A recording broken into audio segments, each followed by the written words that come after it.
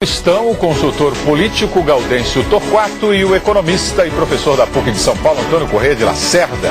Mande sua pergunta para os nossos comentaristas pelo WhatsApp, não se esqueça de se identificar, e também pelo Twitter e Facebook do Jornal da Cultura. Justiça do Trabalho paralisa as atividades em quase todo o país e prejudica milhares de pessoas que tinham audiência marcada. O protesto foi contra cortes no orçamento dos tribunais. Carlos foi demitido em março da empresa onde trabalhou por 6 anos. Ele não recebeu a indenização prevista em lei. Com 4 filhos e contas atrasadas, Carlos foi hoje ao tribunal em São Paulo, onde teria audiência, e encontrou as portas fechadas. A gente já aguarda tanto tempo para poder ter uma audiência, para que se faça justiça. A gente não chega no dia da justiça fazer a justiça, ela acaba sendo injusta com a gente, né? A paralisação na Justiça do Trabalho aconteceu em vários estados. Pela manhã, no Fórum de Recife, as audiências trabalhistas foram suspensas por 1 hora. Em São Luís, os manifestantes escolheram o Fórum de Justiça para chamar a atenção.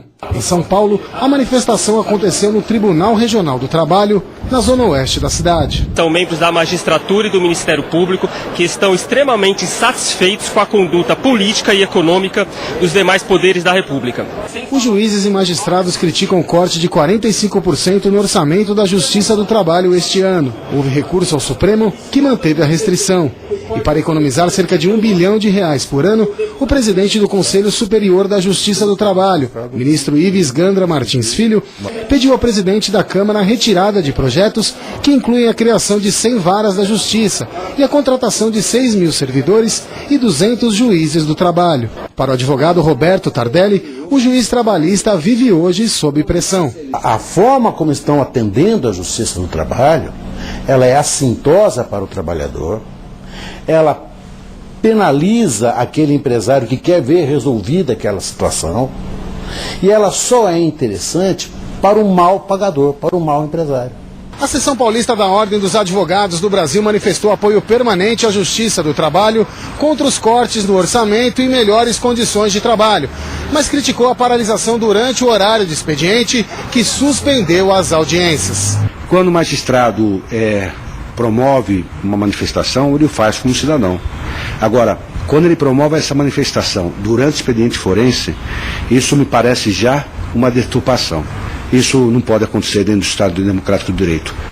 Deixa eu fazer uma correção aqui antes de fazer a pergunta para você, Gaudêncio. A imagem que nós vimos na reportagem aí é do jurista Ives Gandra Martins e não do filho dele, que deveríamos mostrar o filho e não mostramos. Gaudêncio Torquato, boa noite. Boa noite. Essa paralisação não beira o abuso, Gaudêncio, porque ele suspendeu sessões na Justiça do Trabalho por um pleito próprio, né, para pensar na sua categoria e prejudicou a vida de milhares de brasileiros. Boa noite, William, boa noite, professor Lacerda, boa noite, ouvintes, telespectadores da Jornal da Cultura. Este, na minha visão, é um dos maiores episódios que mostra os absurdos dos absurdos do país. A Justiça do Trabalho, que deveria fazer justiça, julgar, simplesmente paralisa suas atividades para fazer um movimento paredista. Primeiro, defendendo suposições pessoais. Ou seja, um despacho de um juiz, eu não vou dar o nome do juiz, um despacho de um juiz no recurso de um reclamante contra uma gráfica, dando os motivos por que está dando esse despacho, dizendo: adiro ao movimento nacional e, seguindo o deliberado na Assembleia dos Magistrados, designo a presente audiência daquele dia para o dia 26 de junho de 2017 às 10h40. Coitado que foi lá, gastou seu dinheirinho, talvez de longe e tal, chega e encontra a sua audiência marcada para 8 meses, 9 meses depois. Primeiro absurdo isso aí. Essa é a justiça que nós temos. Segundo, como é que os juízes fazem uma coisa dessa, pré-julgando, porque aqui nos motivos, alguns estão alinhados, como, por exemplo, uma contrariedade contra a PEC 82 de 2015, contra a PEC 241, que é a PEC do teto do gasto. Já há um pré-julgamento contra propostas de emenda constitucional, quer dizer, já há um pré-julgamento. Se algum problema ocorrer, veja bem, nessas áreas, e que por acaso um desses problemas seja encaminhado à Justiça do Trabalho, nós já vimos a Justiça decidindo antes. Então é um absurdo que a justiça brasileira esteja paralisando suas atividades em função disso aí. William, só para citar um dado, veja bem, nós temos 12 milhões de desempregados, nós temos, no ano passado, 2015, as empresas pagaram 17 bilhões em função de causas trabalhistas, 3 milhões de novos processos. Por que isso? Essas nossas justiça do trabalho, ela quer conflito, ela quer confusão. Quanto mais confusão, mais poder elas têm. Então vai ser difícil fazermos uma reforma trabalhista, porque esses juízes, essa justiça do trabalho que não quer reformar, não quer modernizar a legislação trabalhista do Brasil. Eles engessam tudo. Quanto mais confusão, quanto mais conflito, quanto mais conflituosidade na sociedade, melhor para eles.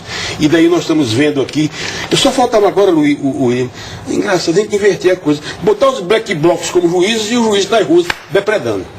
Antônio Corrêa de Lacerda, boa noite. Boa noite, William. Boa Esse noite, processo, né, que os juízes paralisaram hoje não pertence aos magistrados, né? Não pode fazer desse jeito. Eu vejo que todo trabalhador tem, segundo a Constituição, o direito de paralisar a sua atividade para reivindicar para fazer suas reivindicações. Qual a diferença no setor público? A diferença no setor público, exatamente, como está tratando de um serviço, você pune o cidadão, que é o contribuinte, que é o cidadão, aquele que depende. E particularmente no caso da Justiça do Trabalho, há um número muito grande de processos, né? Porque a nossa legislação é muito complexa, aí muita gente burla também a legislação, por isso que tem muito processo, né? Então, ela já carece desse problema de morosidade, né? De excesso de processos. Então, esse tipo de protesto, esse tipo de reivindicação, ela não vai punir o Estado, que é o maior, que seria quem está fazendo o limite do teto. De quem eles deveriam fazer a reivindicação, mas sim o cidadão, que é por acaso contribuinte, né? Então, quer dizer, na verdade, ele é punido por fazer a sua contribuição, pagar os seus impostos em dia, e ainda quando vai utilizar o serviço, ele não encontra em condições. Então, é preciso ter uma solução rápida para esse problema, porque muita gente, como foi demonstrado na reportagem, ilustrado muito bem, muita gente enfrenta dificuldades, né, e não pode ter a sua audiência adiada por muito tempo, porque depende dos recursos que ele vai receber a partir da reivindicação que ele fez. Olha aqui, vamos registrar aqui a participação dos nossos telespectadores, muitas reclamações em relação a essa paralisação da Justiça do Trabalho. O Gil Rocha, pelo Twitter: funcionários públicos que estejam insatisfeitos com o trabalho e salário deveriam se desligar do Estado papai. O Franz Joseph H, ele está dizendo aqui: será que a realeza da Justiça terá as horas não trabalhadas descontadas no holerite? E uma pergunta para você aqui, Gaudêncio, o Emilson Nunes Costa: essa decisão da Justiça do Trabalho sinaliza que ela poderá boicotar a reforma trabalhista que se quer efetuar? Já está boicotando. Já está boicotando. Resposta ao nosso ouvinte. Por quê? Porque o plenário do Tribunal Superior do Trabalho, do TST, já tomou uma decisão semana passada no sentido de desaprovar, aliás, uma decisão tomada por uma das câmaras lá, de, por exemplo, desaprovar aquele instrumento, aquela disposição do acordado, do consensuado sobre o legislado. Muito bem. Então, em função de um dos recursos que chegou lá, né, a Justiça do Trabalho já está decidindo contrariamente a um pequeno grupo que decidiu não ter uma posição. Ou seja, o que eles querem realmente é confusão. A legislação vai valer, e quanto mais legislação, quanto mais disposição, quanto mais disposição normativa, instituição normativa, melhor para eles. Então, realmente, o ouvinte tem razão. Eles vão atrapalhar a modernização da legislação trabalhista. Dos 27 ministros que tem no TST, apenas uns 8 ou 9 têm uma posição mais aberta, o restante tem uma posição retrógrada e ideológica. E ninguém pode colocar ideologia em cima da justiça. O Tribunal Superior Eleitoral e o Tribunal de Contas da União identificaram mais de 200 mil doações de campanhas suspeitas de fraudes. Os valores somam quase 660 milhões de reais. reais. Entre os maiores doadores estão pessoas com renda incompatível com o valor doado, desempregados, sócios de empresas que recebem dinheiro público e beneficiários do programa Bolsa Família. O Ministério Público vai investigar os casos. Se comprovada a irregularidade, o candidato beneficiado poderá ter o registro cassado. Esse alerta foi feito do tal do laranjal, né, de CPF, foi feito pelo próprio presidente do Tribunal Superior Eleitoral, Gilmar Mendes, né, Lacerda? Sim, certamente essa questão do financiamento de campanhas, financiamento eleitoral, está entre os principais problemas que nós temos de corrupção, né, e nós precisamos urgentemente de uma reforma, uma ampla reforma política, né, para tornar todo esse processo mais transparente, mais justo e também com menos brechas para a corrupção. Gaudêncio, como é que vai ficar isso? O Congresso está estudando o quê? Vamos voltar ao financiamento, vai ter o financiamento público, vai ter o financiamento de empresas? O que está tramitando lá? Primeiro vamos dizer o seguinte, que a proibição de doação de recursos por parte das empresas melhorou já bastante a presente campanha. No sentido de que a campanha anterior, William, custou, do modo geral no país, de 2012, 6 bilhões e meio. Esta campanha chegou a 2 bilhões e meio, portanto, bastante mais restrita, muito menos recursos. Agora, como eu já falei desse programa, numa das oportunidades, o Caixa 2 iria continuar. Ora, o Caixa 2, o jeitinho brasileiro, os dribles, as firulas fazem parte da cultura política brasileira. É difícil.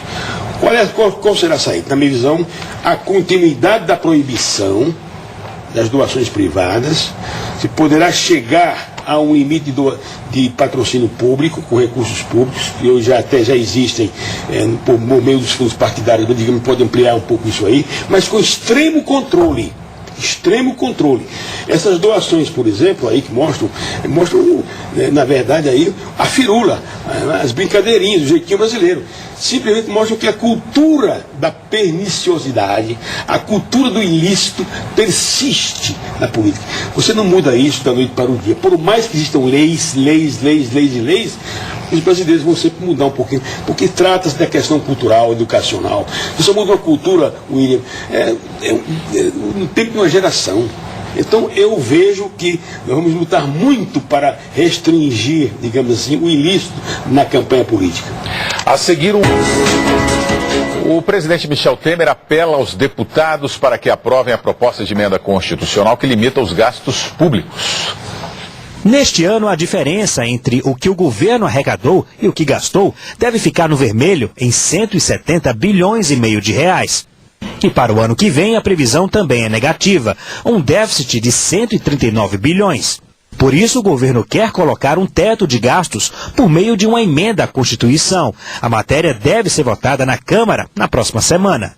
Hoje, o presidente Michel Temer mandou um recado aos deputados. Eu tenho pesquisas reveladoras de que se uma hipótese como esta do teto de gastos públicos tivesse sido promovido há 5 ou 6 anos atrás, hoje nós teríamos 0 de déficit. Portanto, o país estaria recuperado. Eu peço que os senhores na segunda-feira estejam aqui, porque é fundamental votar isso na segunda-feira. A declaração foi dada durante a cerimônia de posse do novo ministro do Turismo, Marcos Beltrão. Deputado federal pelo PMDB de Alagoas, Beltrão responde a um processo no Supremo Tribunal Federal por falsidade ideológica. Ex-prefeito de Coruripe, no litoral de Alagoas, ele é acusado de fraudar informações sobre a dívida do município com a Previdência para que a União continuasse a repassar verbas. Ele nega e até levou documentos ao Planalto para provar a inocência. Em minha trajetória, a determinação e o trabalho sempre vieram antes do acaso ou do destino. Marcos Beltrão é considerado afilhado político do presidente do Senado, que negou a indicação. Enquanto eu for presidente do Senado Federal, eu não vou participar de sugestão para a formação do governo.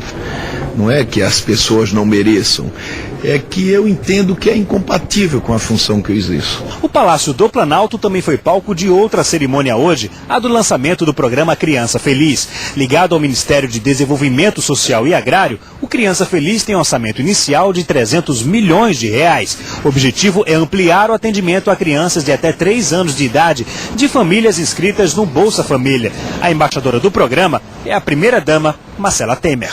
Formada em Direito, ela destacou a importância da primeira infância no desenvolvimento das crianças e assumiu um compromisso. Meu trabalho será voluntário para sensibilizar e mobilizar setores da sociedade em torno de ações que possam garantir melhoria na vida das pessoas.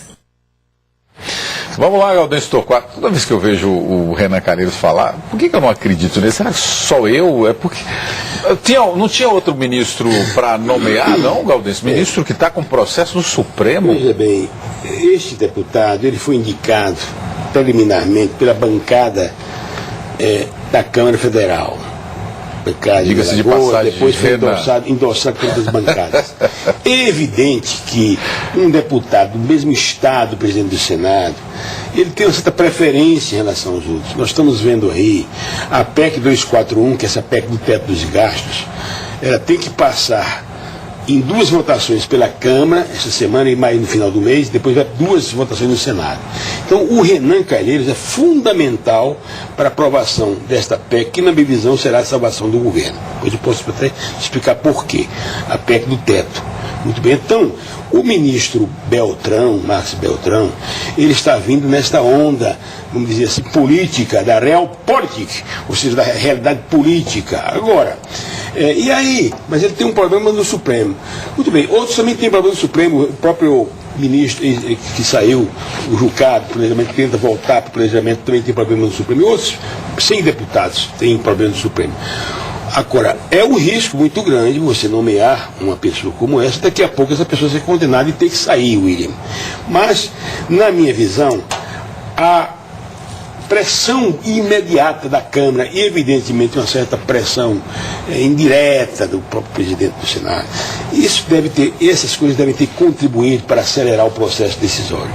Mas eu não acho que as coisas estão definidas do ponto de vista de permanência. Vamos ver, vamos analisar nos próximos tempos qual será a decisão do Supremo Tribunal Federal em relação ao próprio Beltrão. Lacerda, qual que é a importância desse teto para impulsionar a economia? Isso não é um tiro no pé, você determinar um teto ligado à inflação? Eu vejo que é uma grande restrição. Acho um equívoco a PEC 241, não pelo seu objetivo. Veja, é evidente que é preciso ter algum equilíbrio de contas públicas. O problema é o seguinte: primeiro, você não pode fixar isso por um longo período, que extrapola o mandato tanto do executivo quanto do legislativo. Segundo aspecto, a macroeconomia funciona bem diferente da economia doméstica. Nós, como pessoas físicas, quando temos uma restrição, temos que reduzir os nossos gastos.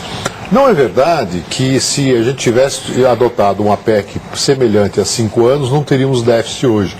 Porque, na verdade, o gasto do Estado, isso no mundo todo, em todas as economias funciona assim, faz parte do desenvolvimento, faz parte da atuação. Qual a grande restrição que nós temos no Brasil? É o custo absurdo que nós pagamos de juros sobre a dívida pública. No ano passado, foram 500 bilhões de reais, isso que custou para financiar a dívida pública. E isso não faz parte da PEC. Veja, você vai limitar gastos em saúde, educação, limitando, portanto, a própria ação do Estado, que diante de uma crise pode ter a necessidade de ampliar os seus gastos, sem a contrapartida, Então, me parece que nós vamos ter que partir para um meio termo. Eu acho que, do jeito que está, dificilmente a PEC será aprovada, quer dizer, não nem tanto por questões econômicas, mas por questões políticas, e vai ter que se partir para algo mais flexível, algo que dê maior poder ao Executivo e ao Legislativo de conduzir a política fiscal de acordo com a oscilação da economia. Então, o Estado ele tem sempre que atuar no contraciclo da economia, ou seja, num período de crise, ele tem que buscar ampliar os seus gastos com investimento, não é qualquer gasto, é com investimento. E também, o terceiro aspecto que eu gostaria de ressaltar é o seguinte: no meio de uma recessão, é o pior momento de se fazer ajuste fiscal. Porque exatamente você tenta fazer o ajuste fiscal, a arrecadação cai, você gasta mais com juros e não funciona. Essa é a matéria do professor Lacerda, eu não quero entrar no mérito, é matéria dele e eu respeito. Eu só quero fazer algumas aparas como observador, e é evidente que o princípio de marcar um teto é altamente positivo. Você não pode gastar além do que você arrecada. Isso me parece fundamental. Aliás, a derrocada do governo Dilma, na minha visão, entre outras, que além das pedaladas, foi essa questão da gastança do Estado Público, os subsídios, enfim. Vamos gastar até, tá aí, deu no que deu. O déficit aí nas contas públicas de 170 bilhões, muito bem. Então me parece que há uma fundamentação política interessante. Claro, dentro da flexibilidade. Eu já acho que vai ser aprovada, claro, com alguma flexibilidade. Por exemplo, a flexibilidade viria, por exemplo, até já começou essa flexibilização com, por exemplo, professor Lacerda, com a concessão de mais recursos para a área, por exemplo, da saúde e educação. Eu acho que a partir daí já existe um certo consenso. Outra coisa, as bancadas fecharam posição, PSDB, PMDB, enfim, as bancadas governistas estão fechando posição para votar a favor da PEC. Então, eu acredito que vai haver uma aprovação, sim, com essa flexibilidade que o professor Lacerda está colocando. Agora, o que os estados estão reclamando, e os estados com certa razão, é que realmente precisam também de recursos para poder... É isso que eu ia te falar, porque os governadores aí, daí porque eu acredito, William, que poderá ocorrer uma nova PEC, mas exclusivamente para os estados, em função de atrelar, em função da alternativa de atrelar a questão do teto à PEC 241, na minha visão, estão pensando, professor Lacerda, já numa PEC exclusiva para os estados. E já é uma conversa que está ocorrendo e poderá ocorrer nos próximos tempos. Agora, minha contribuição aqui, Gaudencio, é lembrar o seguinte, que no âmbito do G20, que são os 20 países mais representantes do mundo, quer dizer, todos têm déficit. Ou seja, eles são déficit por quê?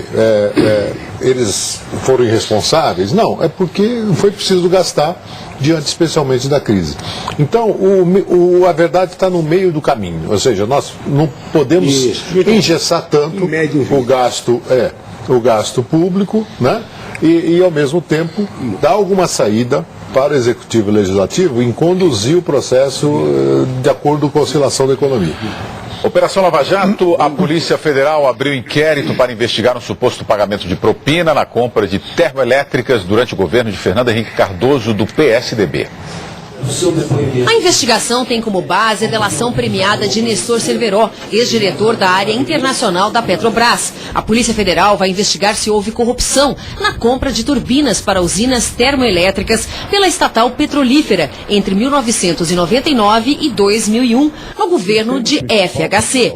O esquema também envolveria as empresas ABB, Alstom, GE e NRG. Primeiro, a fornecedora de máquinas foi a ABB.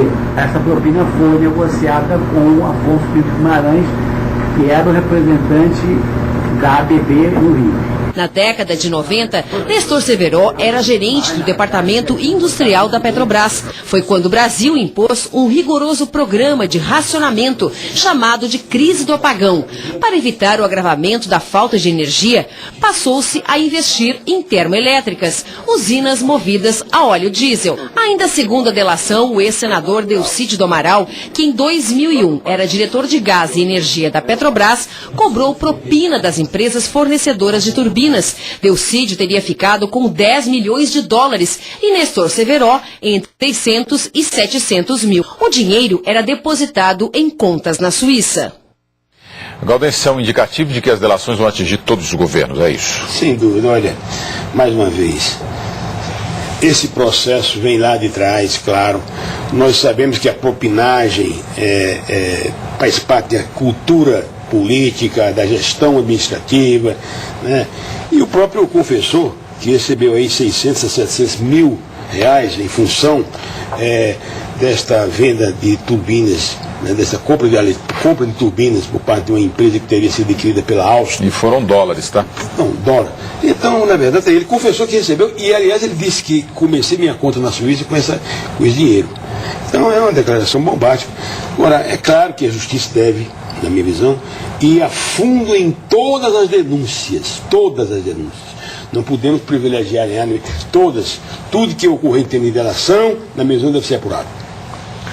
De fato, acho que tem que apurar mesmo e lembrar que esse é um processo antigo, que vem de muito tempo e que envolve não só o setor público, como também o setor privado. E destacar que a partir dos problemas de corrupção foram detectados ao longo das últimas décadas e particularmente na última década, o setor privado tem adotado regras muito rígidas do chamado compliance, ou seja, da governança corporativa, para punir o executivo que for conivente com a corrupção, ou for um corruptor ativo, no caso, e isso é muito positivo para o Brasil, quer dizer, porque você precisa sanear o setor público, nós falamos aqui também da reforma política, mas também o setor privado tem que dar a sua contribuição, exigindo normas de procedimento, de transparência, de governança, que garanta um país mais limpo.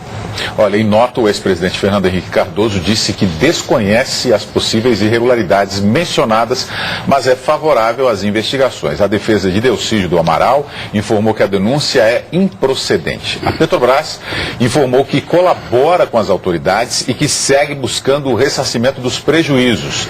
As empresas Alstom, GE e ABB não foram notificadas sobre o inquérito. Nossa produção não conseguiu contato com a defesa de Afonso Pinto Guimarães e a empresa NRG.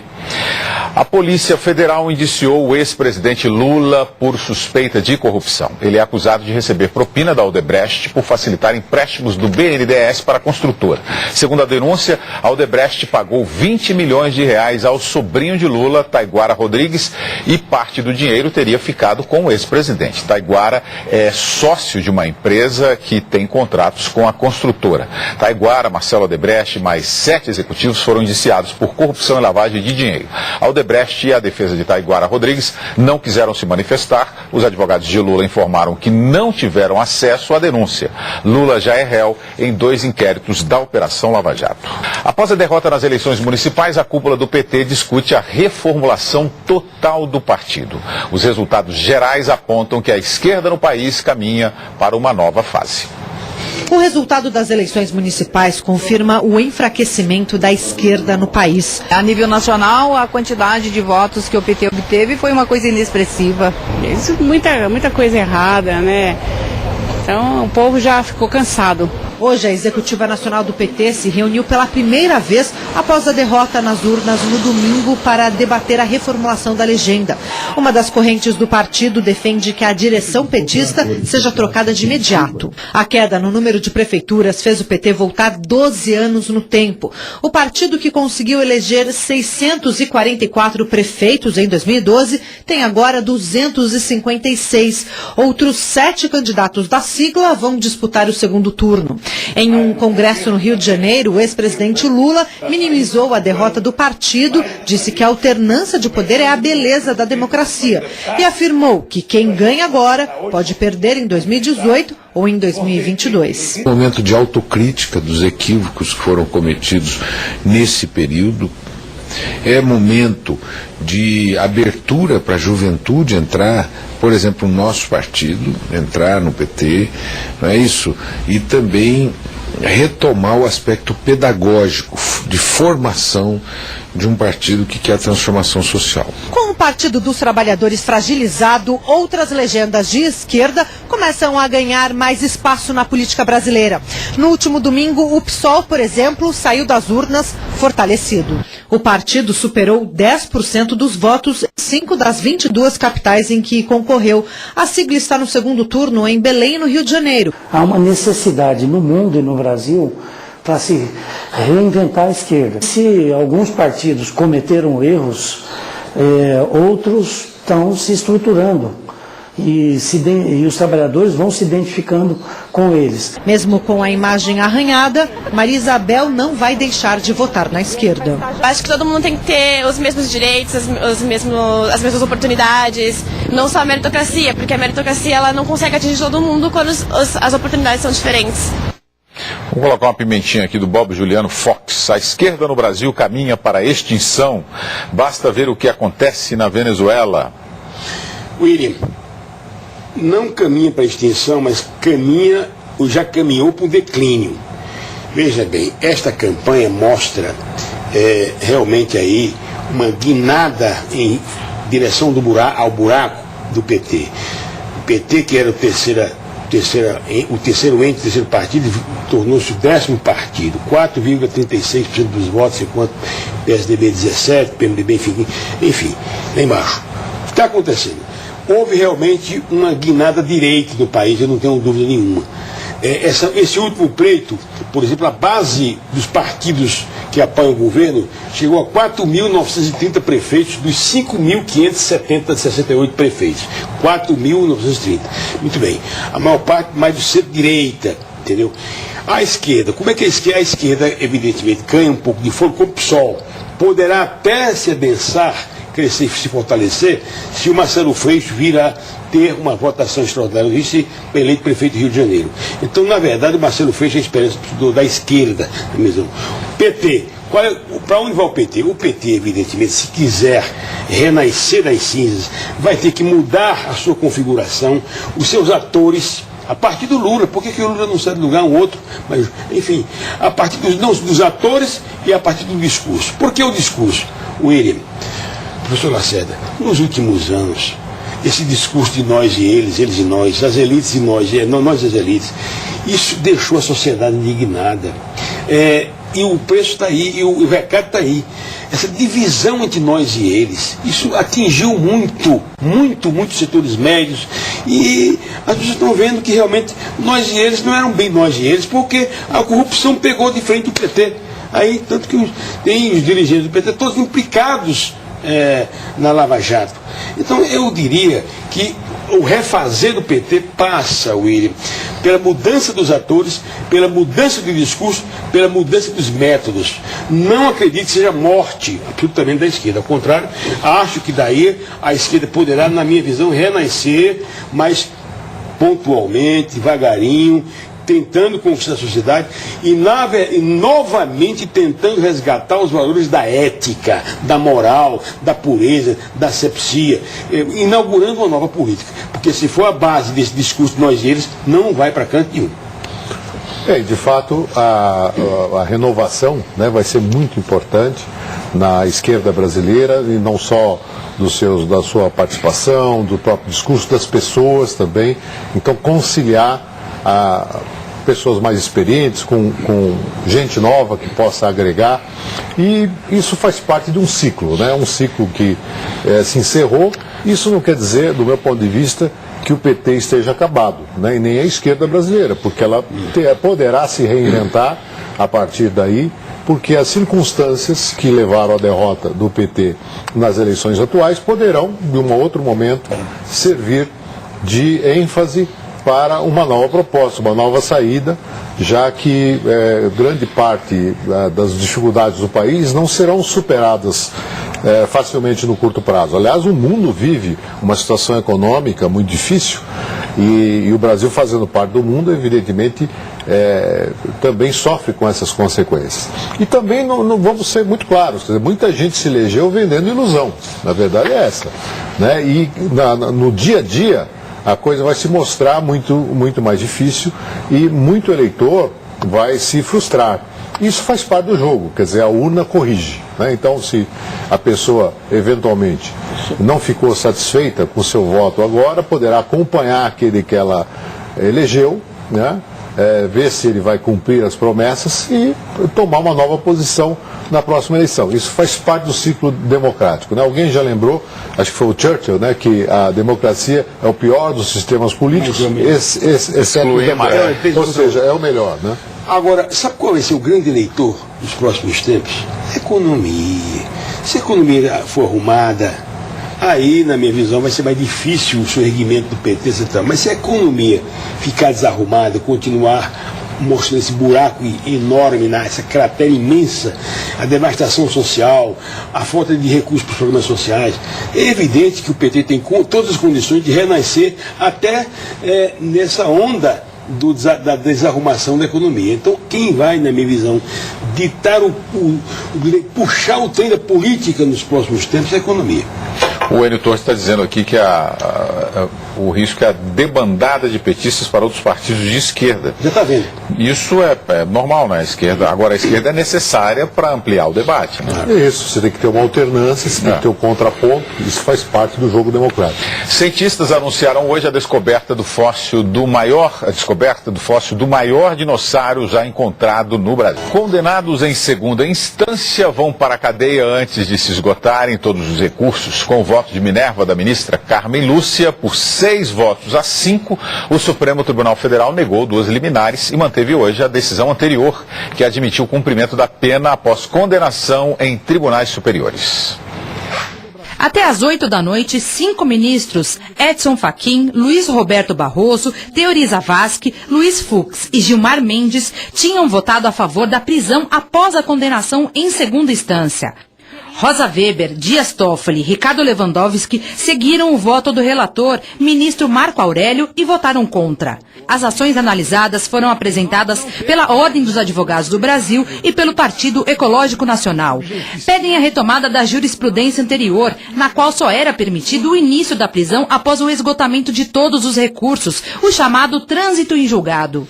O novo julgamento aconteceu 8 meses depois do Supremo autorizar por 7-4 a prisão de réus após o julgamento em segunda instância.